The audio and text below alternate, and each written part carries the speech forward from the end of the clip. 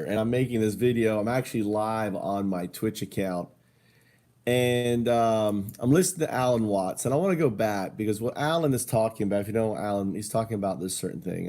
And it's led me to talk.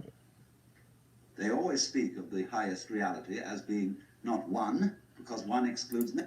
That's not it. Hold on, let me move it a little bit forward here. I don't remember where I should have queued it up. Begins through the side of its skin. Is described in Zen as when you want to open a door or summon someone to open the door for you, you pick up a brick and you knock on the door, but you don't carry the brick into the house. When you need a raft for crossing a stream, you cross the stream on the raft, but you leave the raft on the bank at the other side. You don't go carrying it around. So what he's talking about is overdoing it. You know, you don't have to go be a Zen Buddhist. You don't have to be a, like a monk that does this and going all, and just basically throwing themselves into this vortex. Okay. I should do that right here, right? Throwing yourself into this vortex. I don't know if this is it.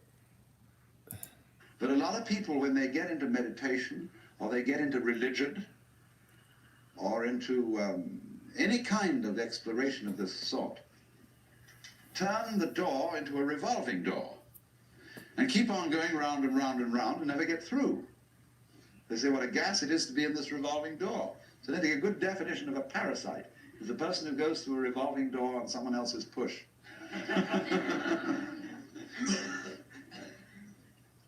So there are all sorts of people in the religious racket who are going through revolving doors.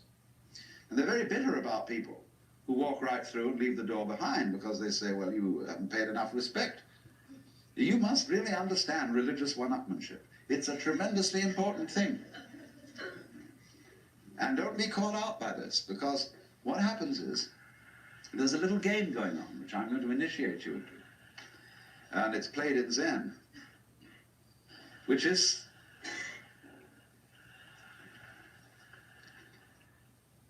it works like this.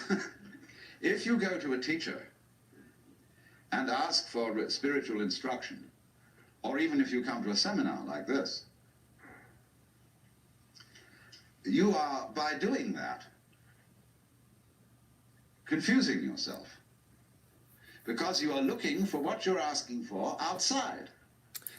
So basically you're searching out. So this is you, okay? You are, I was talking about earlier, you're 13.8 billion years old. Your birth was the beginning of this universe. You are the consciousness of the distributive unconsciousness, right? That's spewing out into all of this that we're seeing here. This is a great representation of it. So you're running out here when the truth is right there inside of you. And what Alan doesn't quite say, but being awoke is inherent in all of us. You just have to choose to wake up.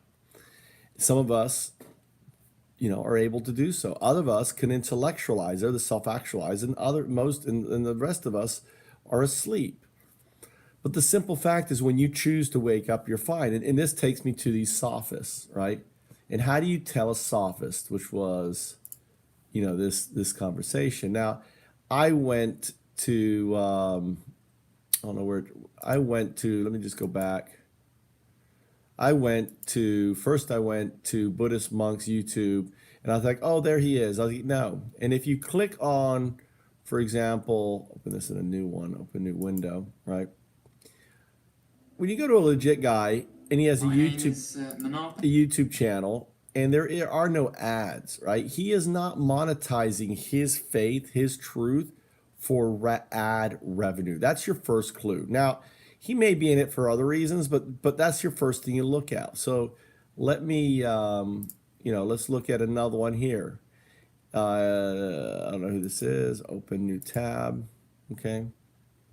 Look at this guy here. Beside the sacred Bodhi tree, right? This is a documentary. Has agreed to teach me the basics of meditation. Right.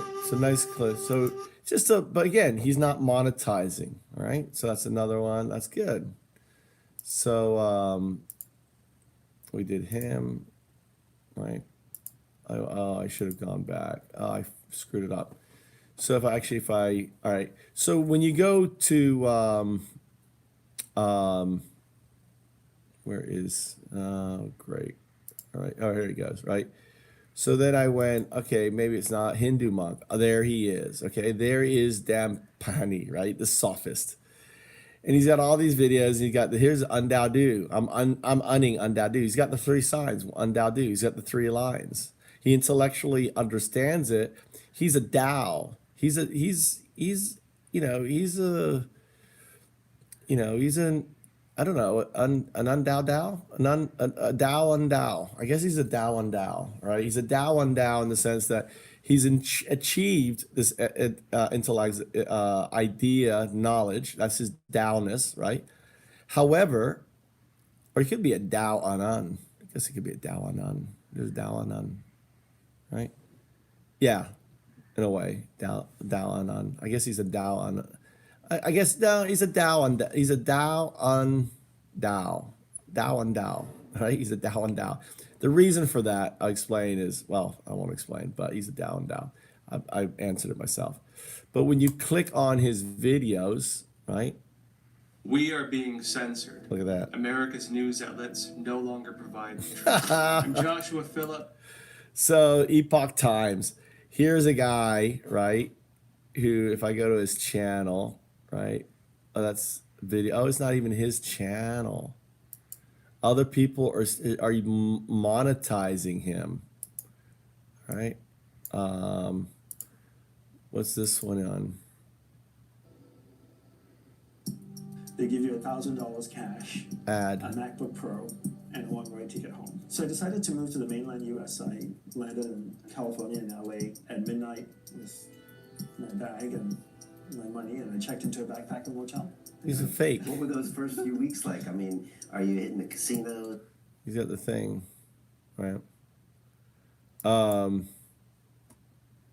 This is part one. They give you $1,000 cash, a MacBook Pro, This is and one way ticket part home. one. So I decided to move to the mainland US. I landed in California in LA at midnight with See, there's my ads, bag and right? my money, and I checked into a backpacking motel. Yeah. What were those first few weeks like? I mean, are you hitting the casino? So yeah, I don't know where his. If I do, let's see. Let's look at his website. Copy, paste, official. All right. All right, and let's go to him. Let's go to his videos. All right, and then let's play all. Yeah, I think it's really time for me to start looking at the things that I should be giving up in order to get where I want to go. Ad. And always think low conservation of energy. There you go. But you can transfer it from one thing to another. He's got to So add. if you have 1,000, a cumulative total of 1,000 things and people in your life, and only 100% of energy, because your battery charges to 100% on your phone, right? So that means those 1,000 things, everything is getting 0.1% of your energy. Very simple math, right? But if you have 10,000 things and people in your life, then everything is getting less energy. Less energy means less growth. So simplify your life to the most important people and things in your life, so that those few things and those few people get the most energy, and then those things grow. So what he's saying right now is, look at that. What he's saying right now is be selfish. Okay, you have to be selective with the ones that you love, and and ultimately, that is the way you live, and then you'll have more energy. Instead of just feeding that love inside you and equally giving that love to everyone, why do you have to pick and choose who gets it? Why do we are boundless of truth. When you're connected to the do, and that's why you're a Tao. See that he is he's a Tao undao. He's a Tao undao. He's achieved a level of self-actualization spiritually, which is his second thing. He doesn't get it. His spirit is an un. He is undoing individuals. He's trying to undo your money. He's trying to take your money from you, right? And he's a Tao because that is his potential in this lifetime. So he's going to go back into the do and come back and try again. It's like you've got an F there, buddy. You gotta try again. Eventually, he's going to be a Tao. Hopefully, next life he'll be a Tao, and in the next wherever his energy goes. But it's think of it this way. In Duism, I just thought of this. It's kind of like you're trying to peel the rust off of you, right? And you become one with the dew. And just like all of a sudden, and maybe that's dark energy. Maybe dark energy is slowly, So somehow, or even this, imagine when you become enlightened, you're creating more, you're more core. And that creation of more core ultimately fires that next event.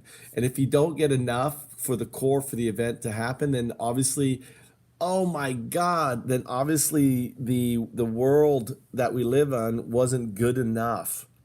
So if it can't gather enough, so basically then it dies. So it's kind of like the evolution of universes is based on our consciousness. Holy shit. All right, I'm ending this and making another talk about it right now before I